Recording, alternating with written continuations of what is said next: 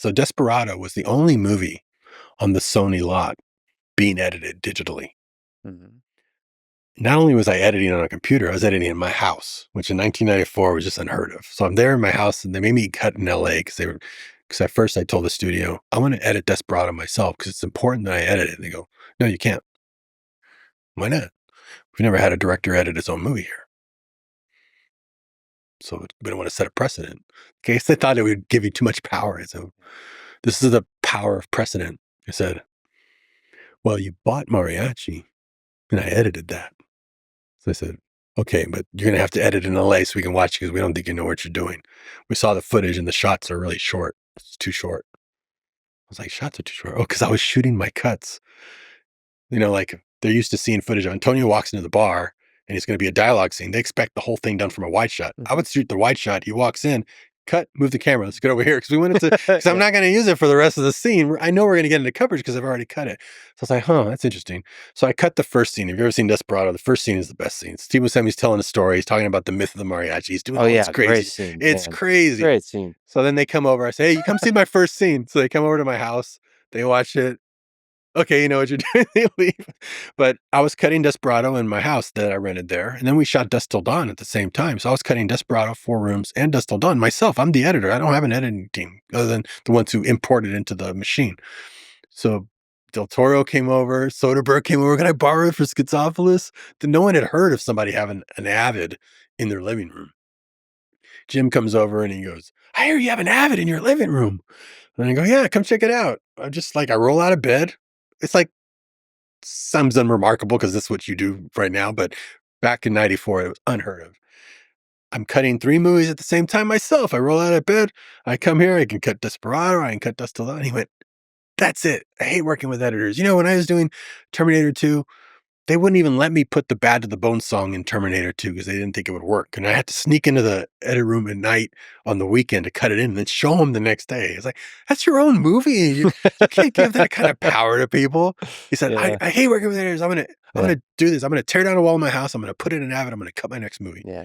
And he did. He got an Oscar for editing Titanic. Can't do other editors, but now no one ever took him for a ride like that again. Mhm. He edits on every movie. He has other editors, but he can go do his own cuts.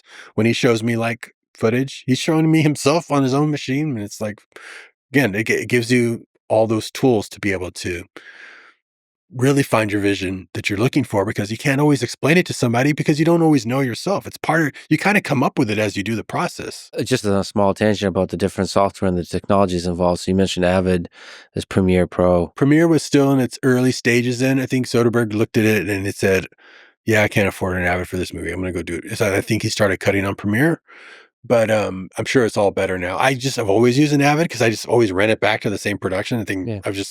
I don't have to buy a new one, but there's lots of good, I've heard about all kinds of systems. I just use the same one. I guess that's the question I have for you. It's just interesting for people. It's very interesting to me, just the details. Use Avid. Like, what do you like? Multiple monitors, one monitor? I have a couple monitors and then one big monitor to watch it if I'm watching the scene back because the monitors are still a little wacky. I mean, if I were to design my own system, I'd probably design it differently.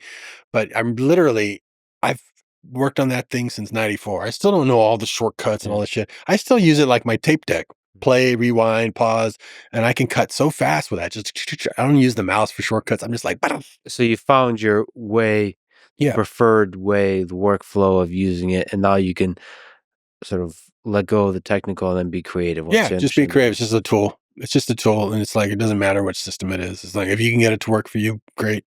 Like there's a lot of problems I have with it that I know are probably fixed on another system, but that they'll have a whole other set of problems. Yeah. So it's like, well, why bother with that? There's limitations I think that it has that would need to be fixed, but not for what I'm doing. I mean, I can still do what I need. It feels like part of the artistry is every system has limitations, and you learn how to work around those limitations. I mean, that's every single look thing. at my first VCRs, like those things. Those things were. I was always known for taking what little basic equipment and milking the shit out of it. Yeah. What it could, pushing the boundaries of what it can do, and now it's flipped. Now you're working on a program, and you can spend 10 years on this thing, and you're scratching the surface of what it's capable of. It's totally flipped the other way. I'm not milking anything anymore.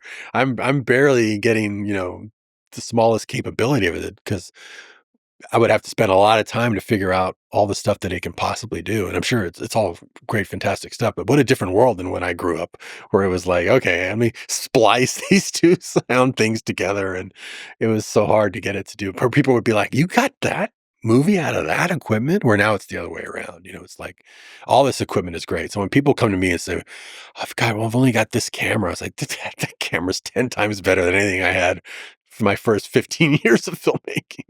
So you have no complaints. This is like, you can just start now and just start making stuff.